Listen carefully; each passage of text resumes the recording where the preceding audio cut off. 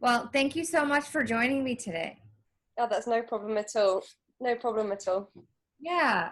So I would love to just talk to you about your gymnastics journey. I saw your post in the Facebook group about you started a bit late and then you made it to the quite a high level. So I'd love to just hear how hear how you got started, how old you were, and all about your gymnastics career. Okay, so I have written down everything, so I hopefully am going to get everything in. So it was around 1996 when I watched the Olympics in Atlanta. So first of all, my mum started me off with ballroom and Latin American dancing, and my sister was really good at it. I just ended up plodding around the dance room, and I didn't really click with that at all. As soon as I got out of the ballroom, I used to walk on my hands down the path. It was kind of a natural. Upper body strength was always pretty natural. So yeah, 1996 when I watched the Atlanta Olympics, I just said to my mum, "That's what I want to do." So 2 weeks later, she put me into a gym class. Started off at recreational level. Within, I think it's about 3 weeks, got put into the artistic squad. So from there, it was about, I think I was 12 when I got put into the tumbling team. And it pretty much went from there. So it all progressed pretty quickly. I think there was a probably natural strength. And then obviously I had a really good coach. So I think together it worked really well. So you were 12 when you started. I'm curious about, so around 1996, and we're a very similar age. I think we're a year apart. So I remember in the US around that time, 12 is and still kind of is considered really late. Was there that perception back then? Or did you just go in and you were able to just I had no idea. I know nowadays it's very much seen as, I mean, if you're 6 years old, you're a little bit too old. I mean, most of the coaches that I know are looking at 3 to 4 year olds to go into their development squads. So they are looking very, very young. And a lot of gyms and a lot of gymnasts and parents that I've spoken to have pretty much written off anyone over the age of 6. I had no idea when I was that age that starting at 11 would be considered as late, and I'm not sure back then whether it was, because I was obviously 11 years old, so I had no idea. But my coach took me on. I think he must have seen natural talent of some kind, or just seen, I think it's a lot of determination, and just love for doing it. So I think that also took a massive part of my little journey going upwards. So it was just, I loved every second of being in the gym. So everything I was taught, I was taking on. I wanted to learn, so I was listening. I think nowadays a lot of it is that they're not even considering the older children. It seems very unfair, and I'm a gym owner, and in my gym we take on anyone. We don't like anyone at all. So we take on all ages, all abilities, and we go by just teach them what they're capable of. So take them to as high as they are capable. Just teach them, and if they learn a new skill, everyone loves to learn a new skill. It doesn't matter what the skill is, if it's a forward roll, if it's a triple back, whichever skill, it's you teach whoever is capable of doing that. So how long did you do tumbling? And you got to a pretty high level, right? Yeah, so I've written down the competitions I went to. So there was quite a few British championships, British tournaments. I did internationals against like France, Belgium. We went traveling quite a lot. It was when I was probably around 13 that I started doing I did 2 world championships and 2 European championships. And then it was when I was 17 that I got third in the world age group games. That was in Germany, in Hanover in Germany. So that was probably my biggest title going on there. So But yeah, no, it was. you were competing at a world level within like 2 years. Yeah. Wow. Wow. I think it's quite rare. I would say it is quite rare. But think even now, I haven't done gymnastics properly. I haven't done a class for probably since I was about 18. I've been to the odd adult gym every now and again just to do it, but my upper body strength, I can still walk on my hands. Like I could walk down my garden, walk back like as long as I needed to. And I always say it's until my eyeballs are about to pop out, because it pretty much is until my face swells. I can walk on my hands. And I like to do, like, in between classes, I'll still do flicks and somersaults, and it's still all in my muscle memory. I can still do all of that. And I think if I last time I went to an adult class, I was still doing double back. So I think it's quite natural, but it was a lot of hard work, like a lot of training. I used to train 5 days a week before school, and after school. So it was 4 hours after, and the 2 hours before school. Also used to train at the National Sports Centre. So I used to live in for a week and then go to school for a week, and pretty much homeschooled myself within that week that I was at the National Sports Centre. So it was a lot of hard work. It was a lot. What do you think? You mentioned that you had a lot of upper body strength naturally when you started. What do you think? What else do you think helped you learn so quickly and get to that high level so quickly? And I imagine there weren't probably that many other of your teammates who were accelerated that high that fast. I know a lot of the team that I was with, they all started around 5 years old. I think it was, I just loved it, and every time I learned something new, I just wanted to learn the next thing, and I just always wanted to be there. My coach, who coached me back then, he's actually still producing world champions now. So I think that me and him together, I think we worked really well. So he just knew exactly what he was talking about, and I was just taking on every single thing that he was saying. So I think my love and determination was probably on top of my strength and my flexibility and everything. I think if I didn't have a coach that was able to do that with me, I'm not sure that I would have gone that far. I mean, I would have learned I taught myself to backflip in my lounge on my pillow. So that was actually the day I got put in the squad. I just remember being there for about 3 hours going, I'm going to do it. And it was back to bridge and then kick over, back to bridge, kick over. Then it was like, I'm going to jump. And then I just jumped. And I was like, okay, I can do a backflip. And I went into the gym and I did that. And he's like, right, let's take you up to the next level. And it just seemed to be that the skills just came quite quickly. It just as soon as I got the somersault, we were working on the twisting somersaults. And as soon as I got the twisting somersaults, the doubles came. And then it was the twisting doubles. And it just kind of, as soon as you can somersault, you can learn to twist. As soon as you can twist, you can put somersaults and twisting together. And then you add on more somersaults, and as long as you know the technique, you can just kind of work with it, and the skills are all within you. It's just the power and the conditioning that you need to add in. Yeah. So it sounds like you didn't necessarily wait to execute it perfectly before you moved on to the next one. You just kind of had it, like, the execution was, I don't want to say good enough and make that seem like the wrong way to say it, but good enough to add something on, and then you just went. Because that reminds me of a little, I mean, what you're saying, it just reminds me a little bit of how I've heard,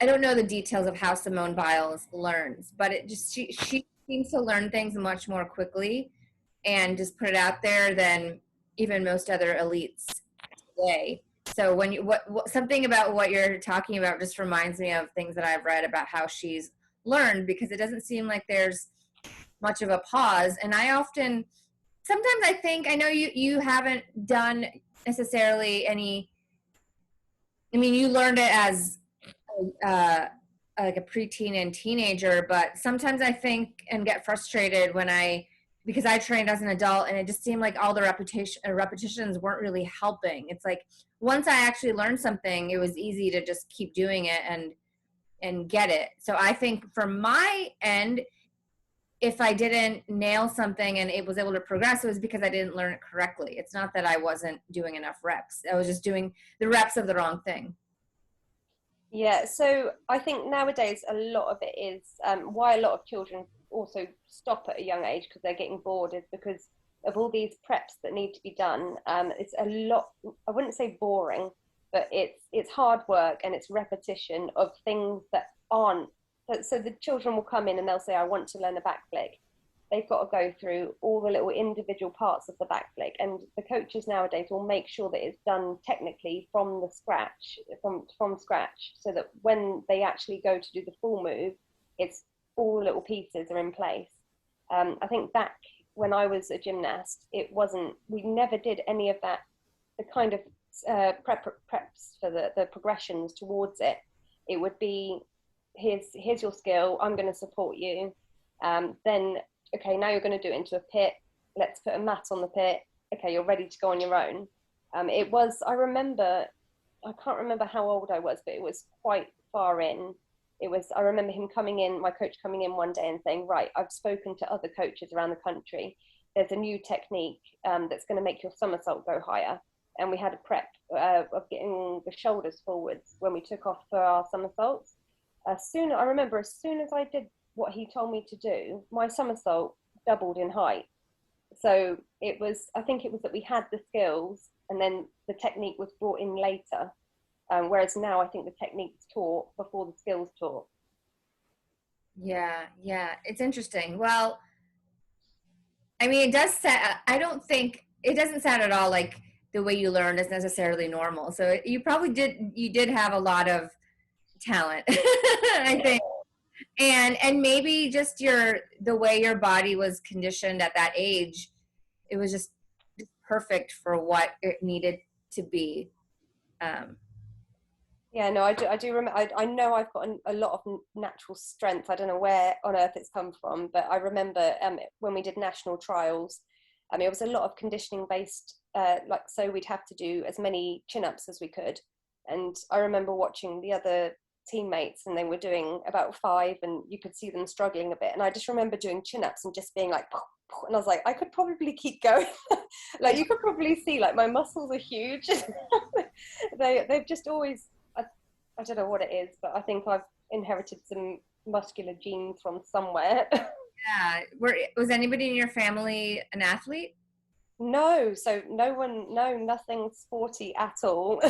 Wow. Well, now that you're a gym owner, are you a coach also? Yes, I coach full time. I coach all the classes that I do at my gym. Yeah. Oh, okay. How has your experience kind of shaped the way that you teach? You did mention that you think nowadays it's technique first and then skill. Do you teach it the other way around? Do you teach it more akin to how you were taught? So my gym's actually a recreational gym. So for my way of teaching, it works really well because we get a lot of children in, and we're in the local area, so a lot of the school children come in straight after school, and it's just for a bit of fun. They want to learn. So how I go is, you're capable of doing this skill, let's learn that skill. I don't do the boring bits because we only have an hour a week with them. So if I think they can do a backflip, we go through all of them, all of the children will do backflips with our help. We've got coaching aids, we've got the flip trainers, and we've got acro belts that we attach to them and hold so we support them safely. And if I can feel by supporting them which children are pretty close or which ones are going to be able pretty soon. So we'll set up different preps, not preps that are technical preps that will help them to do the skill. So they'll be able to do a backflip and go home and say, Mum, I've done a backflip. Or even with like forward rolls, like if they're struggling on the floor, we'll put wedges out just so that they can go home and say, I've achieved a skill. And we make sure that every gymnast, no matter what disability, no matter what age, make sure that they are learning skills and progressing to what they can. Also, something I do is if I find, I've got a few children actually at the moment that are showing real potential. With these children, we tend to send them on to other gyms, so purpose-built gyms that are coaching elite gymnasts at the moment. So we send them there for their trials and so they can have more hours. A lot of the time I find they come back because we have a lot of fun, and we're very much known for a really fun gym. So I feel like we get a lot back, but I'm kind of like, no, you need to go. You're really talented. You need to go somewhere where you can have more hours, where you can learn the technical bits, and so that a coach can see you and work with you. So we do I end up working hard on a child, and then I have to let that child go somewhere else, which is quite heartbreaking, but it's the best for the gymnast. And as long as they want, I obviously inform them on what the path will be and what they're likely to come across. As long as they are determined and that's where they want to go, then I will always tell them send them where they need to go. Yeah. Because you did start a little bit later, even though you weren't aware of it really at the time, that it was like considered later, do you feel like, did you ever not have fun in the sport? No, no, I don't think so. I didn't think I never didn't have fun. I think towards my teens, I did start to notice that my friends were going out, and I missed out on a lot of school. So I did find, as people were noticing that I was in and out, my friend group, it didn't go. There were some really strong friends, that the ones I found that a lot of people, I got a little bit of bullying. I mean, also about my body shape as well, because I've got very broad shoulders, but quite tiny. So I used to get bullied about my body shape. And I think it was because I was in and out. They were like, oh, what's going on? Like, why is she not at school? And I didn't enjoy that part of it. But as soon as I was in the gym, all my friends from the gym, I'm always happy when I'm there. Even now, when I go into work, I'm still happy. Yeah. Um, because you were naturally very strong, did you spend a lot of time conditioning, or did you struggle with flexibility because of that? Because I've heard that if you're stronger and like you're less flexible, and then vice versa. So I'm curious if like that was the case for you. I did. I that's pretty much the reason I got put into tumbling rather than artistic. I could always do splits. I was always flat in my splits. It did take a lot of work. It was never natural. My bridge, on the other hand, is appalling. It's terrible. It's awful now. If one of my gymnasts tell me to show them a bridge, I have to say no. I can't do it. I can pretty much get my head off the floor now, but I can still backflip and somersault, but I cannot push my head off the floor in a bridge, which was always the case. Hence why tumbling, you don't necessarily need that flexibility. So the strength was the reason I got put into the tumbling, was for the strength. Okay. Um,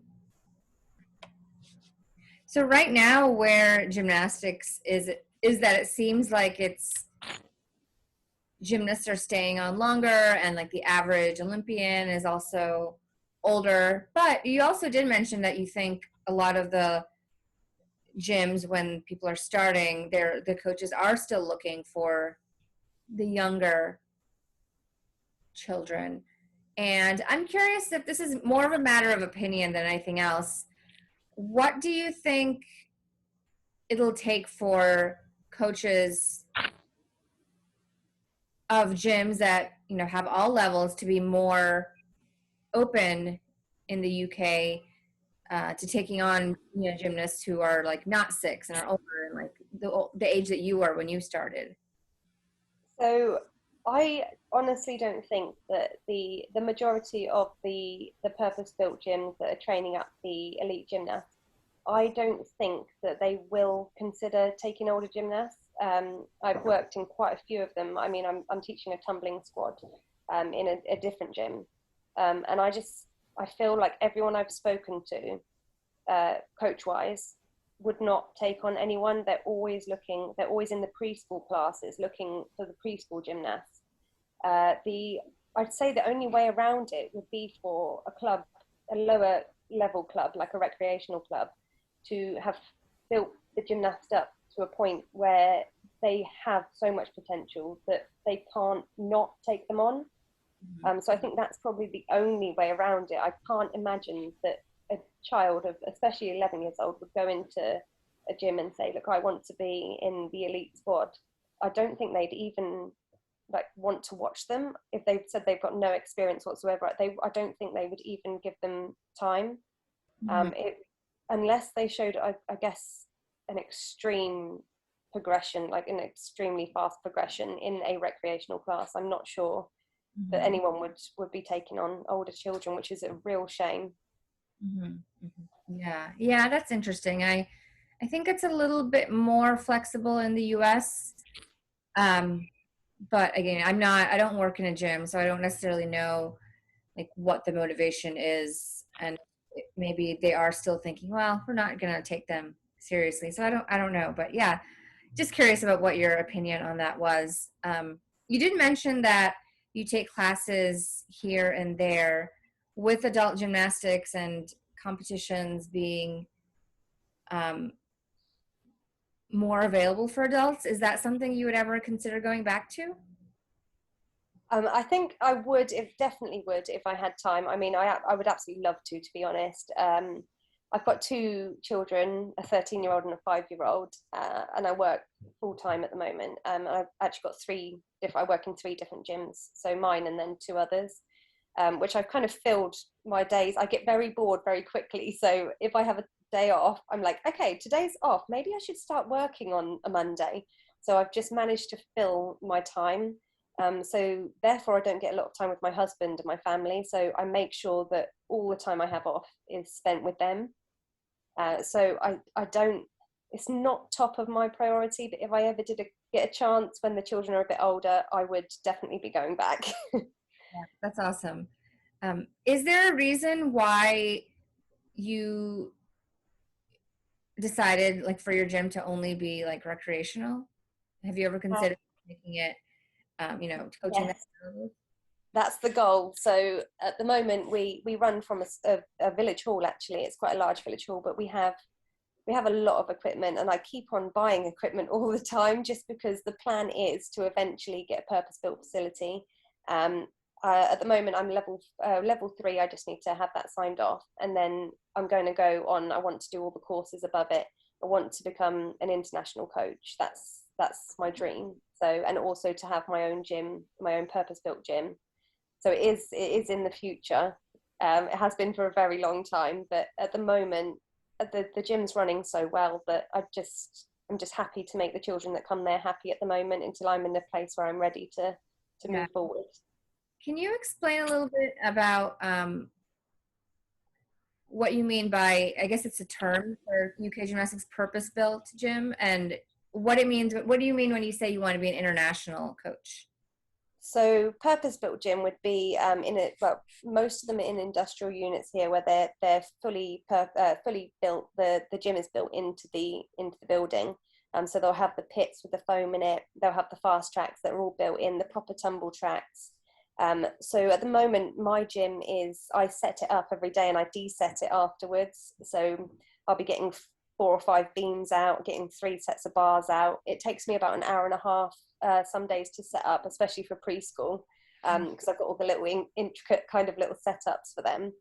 So it does take a long time to set everything up, and then I have to de-set it because obviously the hall has other hirers, so they'll have different toddler groups and they'll have WI meetings and stuff in there. So I have to make sure that everything's cleaned up after and before the class. Mm-hmm. Mm-hmm. So a purpose-built gym is one where you don't have to take it down and set up every day because so it's just the gymnastics club. There's no other use for it. It's used throughout the day. Most of them are charitable as well. So there is a lot of charitable purpose-built gyms around the area, which is pretty much they can do what they want. They can run preschool all day. They don't have to de-set. Obviously, they move the equipment around and stuff, but all the built-in trampolines, rigs on the ceiling. Just a lot more for the children to progress, I guess. They've got the pits, so you can learn the bigger skills safely. Whereas we have nothing that the children could learn double backs on. We have to do the preps. So we'd have to put mats and we'd have to make sure it's all done very safely. Yeah. Okay, that makes sense. So that's where you're trying to get to. And when you say you want to be an international coach, can you explain what you mean by that? I'm sure it's very obvious, just like purpose-built gym, but I just want to. So my dream is, I mean, I love coaching artistic gymnastics. I love bars and beam, floor and bowl. I love all of it. I think where I want to head is to be an international tumbling coach. So that's hence why I've taken on a job at a different gym, teaching a little tumble squad there. So hopefully I'll be able to take my qualifications right up to going to world championships, taking gymnasts to European championships. Wow. Yeah, that's the dream. Once we're allowed to take courses again. At the Yeah. moment, they're all not happening. Yeah. Yeah. How has that been for you? Like recently, are things opening up again? Are you getting closer to being at capacity to where you were before everything in the pandemic? Um, so COVID actually, our club really thrived through COVID. So I took the classes outside as soon as we were allowed to go outdoors. I straight away, I was the first gym in the area that actually did the outdoor classes. We were running them. They were making no money at all, but we were running because we were only allowed 5. So we were running all day, every day, all hours of the day, taking 5 gymnasts at a time. Even the babies and toddlers and the adults, we were doing everything outdoors. Um, so we had an awful like 300 children we were teaching a week on the village green, like just outside where our hall is. So our gymnasts were still training. We also did the Zoom classes via the gym. During lockdown, I also set up a company online, my own Zoom business, which I took on 300 children from all areas of the country. Like, in fact, we went worldwide. I was teaching children in Africa. So I had a group of little African children that were training in a church. So that was lovely. And we had Grenada. We had a few different countries that I was teaching from, and then all over Wales, England, Scotland as well. So that went pretty well. So I was actually working more during lockdown than I am now. So yeah, so it's quite nice getting back to normal hours. Yeah. Well, Victoria, thank you so much for joining me. It's been really great talking to you. I mean, you're just a great example of if you love the sport and it just takes, you need to be built kind of the right way, or if you can build yourself the right way, that you can progress. And the age limits that a lot of gyms have are just that, they're just limits. But I'm so glad that you went into it not knowing that maybe it would have been considered older, because that's why I don't really love during the Olympics everybody asking the elites what they think of it when they got started, because like they're already Olympians, like, so you automatically think that what they did is the only way to get there. But I mean, it's Yeah. really not. Like, it's so much more varied than that. And hopefully someday we'll get to a point where people are talking about gymnastics like all the time, not just during the Olympics, and they'll see that there's so many other paths and that you don't have to start a certain age. No, it's definitely one of the hardest sports, and I don't think it's recognised as that. And I think, especially with tumbling, floor and vault, there's an acro as well. I think it doesn't matter so much. I mean, if you're older, you can go into tumbling if you have the strength already within you. If you've done gymnastics when you're younger, maybe, and you haven't done it for years, if you go back and you still have that strength, there you can learn. You can 100% learn. If you want to, you're determined and you're happy doing it, then you're gonna learn. Like you learn anything. I mean, it is hard, but if you're willing to do it, you will progress. I've taught adults on Zoom, and they've just progressed just watching them through a screen, just listening to me saying things, not even being able to help them. I can see them progress. I've had lovely feedback from them as well. So I think definitely if you're an adult and you want to get back in, don't even think twice. I think definitely need to get in there. It is one of the funnest sports. It is a tough one, but it's definitely worth it in the end. Yeah, definitely. Victoria, are you on, or are you or your gym on social media somewhere where you want people to follow you, like Instagram or a Facebook? Yeah, we're on not on Instagram, but we're on Facebook. So it's Springboks Gymnastics in Bisley, and we also have our toddler classes, which is Spring Tots Gymnastics. Those are for the newborns up to 5-year-olds. So we do that as well. Okay, great. Thank you so much. Oh, thank you. It's been lovely.